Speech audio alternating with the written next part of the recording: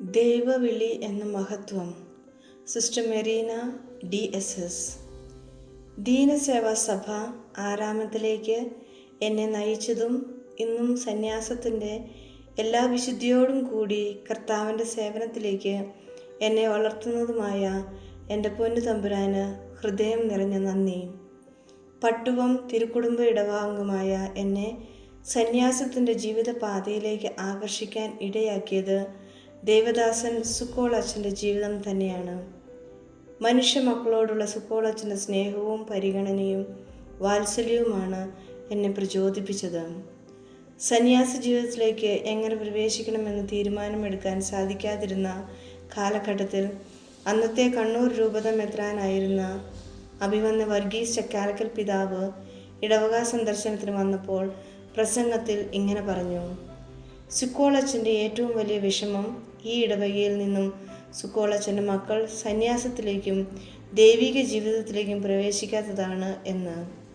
അന്ന് തുടങ്ങി ഞാനും ചിന്തിച്ചു തുടങ്ങി, എന്തുകൊണ്ട് എനിക്കത് സാധിച്ചുകൂടാ എന്ന്. എന്നെ പ്രചോദിപ്പിച്ചത് സുക്കോളച്ചൻ്റെ ജീവിതമാണെങ്കിലും പിതാവിൻ്റെ പ്രസംഗമാണ് തീരുമാനമെടുക്കാൻ എന്നെ പ്രേരിപ്പിച്ചത്.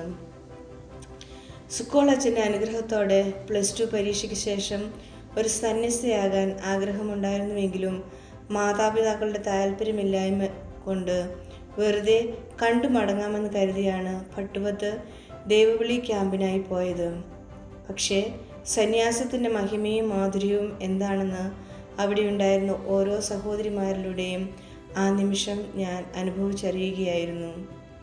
ജെറീകോയിലെ ഒരു സിക്കമോർ മരത്തിൻ്റെ ചുവട്ടിൽ വച്ചാണ് ഈശോ സക്കേവോസിനെ വിളിച്ചതെങ്കിൽ പട്ടുവം DSS ആശ്രമ ചാപ്പലിൻ്റെ അടുത്തുള്ള ഞാവൽ മരത്തിൻ്റെ ചുവട്ടിൽ പരിശുദ്ധ അമ്മയുടെ ഗ്രോട്ടോയുടെ മുൻവശത്ത് നിന്നാണ് സിസ്റ്റർ ഫബീനയിലൂടെ ഈശോ എന്നെ മദർ പേത്രയാൽ പട്ടുവത്ത് സ്ഥാപിക്കപ്പെട്ട സഭയിലേക്ക് എന്നെ വിളിച്ചതും തിരഞ്ഞെടുത്തതും.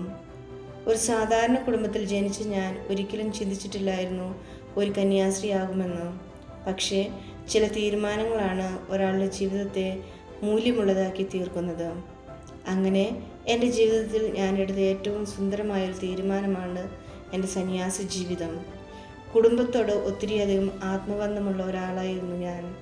മഠത്തിൽ ചേർന്നപ്പോൾ അതെന്നെ വല്ലാതെ വേദനിപ്പിച്ചു. പക്ഷേ ഇന്ന് ഞാൻ മനസ്സിലാക്കുന്നു, ആ നോവ് ഒരു തരി സുഖമുള്ള നോവാണ്, ഇത്തിരി കയ്പുള്ള മധുരം പോലെ. കൂടെ ബാച്ചിൽ ഉണ്ടായിരുന്ന 6 പേരും 1, 2, 3 വർഷം കഴിഞ്ഞ് പരിശീലന കാലയളവിൽ കൊഴിഞ്ഞു പോയപ്പോഴും ഞാൻ ഒറ്റയ്ക്കായപ്പോഴും തിരിഞ്ഞു നടക്കാൻ തോന്നാതിരുന്നത് 2 കാരണങ്ങൾ ഉണ്ട്. ഒന്ന്, മഠത്തിൽ ചേർന്നപ്പോൾ ഞാൻ ഈശോയ്ക്ക് കൊടുത്ത വാഗ്ദാനം. രണ്ടാമത്തേത്, എൻ്റെ പപ്പയുടെയും മമ്മിയുടെയും പുഞ്ചിരിക്കുന്ന പ്രതീക്ഷയുടെ മുഖം. ദീനസേന സഭയിലേക്കുള്ള എൻ്റെ വിളി അശരണർക്കും ആലംബഹീനർക്കും സമൂഹം പുറന്തള്ളപ്പെടുന്നവർക്കും ഒരു അമ്മയായി മാറി തണലേകാനും ഒരു പെങ്ങളിലൂടെ കനിവേകാനും മഴ പോലെ പെയ്തിറങ്ങാനും വേണ്ടിയാണെന്നുള്ള ബോധ്യം ഇന്ന് എനിക്കുണ്ട്. അതിനായി ഒന്നിനെയും സ്വന്തമാക്കാൻ കൊതിക്കാതെ എല്ലാവരെയും ഉൾക്കൊള്ളാനും സ്നേഹിക്കാനുമായി സ്നേഹിതർക്ക് വേണ്ടി ജീവൻ അർപ്പിച്ചവനോടൊപ്പം യാത്ര തുടങ്ങിയിട്ട് ഏതാണ്ട് 6 വർഷമായി. കുറവുകളും ഒത്തിരി ബലഹീനതകളും ഉണ്ടായിട്ടും ചങ്കോട് ചേർത്ത് പിടിക്കുന്നവൻ്റെ കരുതലാണ് മുന്നോട്ട് നീങ്ങുവാനുള്ള എൻ്റെ ബൂസ്റ്റർ ഡോസ്.